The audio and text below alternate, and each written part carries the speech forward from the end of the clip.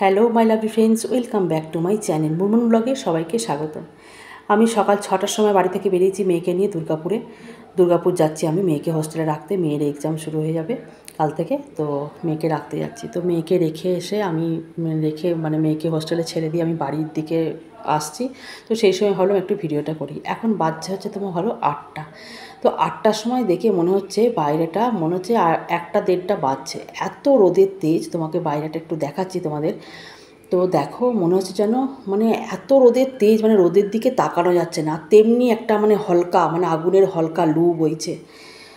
গাড়ির ভেতরে মনে হচ্ছে যেন একটু যখন গাড়িটা চলছে তখন বেশ ভালো লাগছে, যখন গাড়িটা একটু থামছে জ্যামেতে মনে হচ্ছে যেন জীবনটা এক্ষুনি বেরিয়ে যাবে।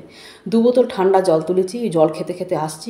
ভীষণ গরম। আর এখানে দেখো বাইরে এই যে মাটির গাড়িটা স্পিডে যাচ্ছে বলে বোঝাতে পারছি না, মাটির হাঁড়ি নিয়ে কলসি নিয়ে সব বসেছে।